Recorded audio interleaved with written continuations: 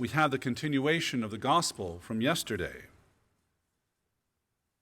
And we realize that Jesus, there again, he dismisses the crowds.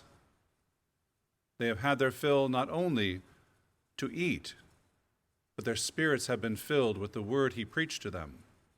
He sends the disciples on ahead, and that human part of him is acknowledged once again, and he goes off by himself to pray, still grieving the loss of his cousin John the Baptist.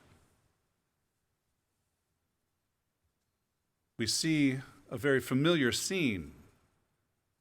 The disciples at sea, a few miles offshore, the boat being tossed about by the waves and the wind. For fishermen, they knew this could mean certain death. And all of a sudden, they catch sight of the Lord coming to them, walking on the water. And they're terrified. They think it's a ghost because you can't walk on the water. The only time I walk on water is when it gets spilled on the floor. So we all know this. So what they know, they have yet to come to understand. Peter tests the Lord. Okay, if it's really you, Jesus, tell me to come out of the boat. Because I know you love me more than that. You're not going to let anything happen to me. Jesus says, come on. Okay.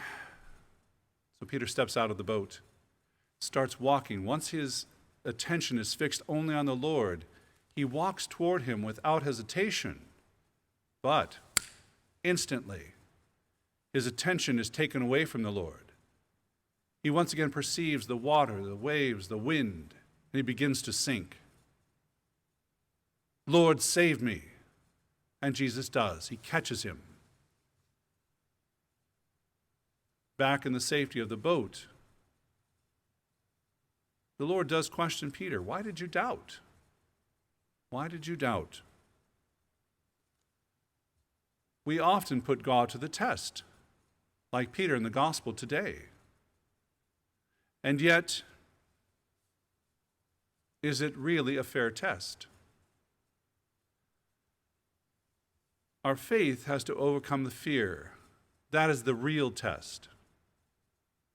Our faith in God has to overcome whatever little test we can throw at God. Well, if you do this, then I'll do that. Well, that's kind of bargaining.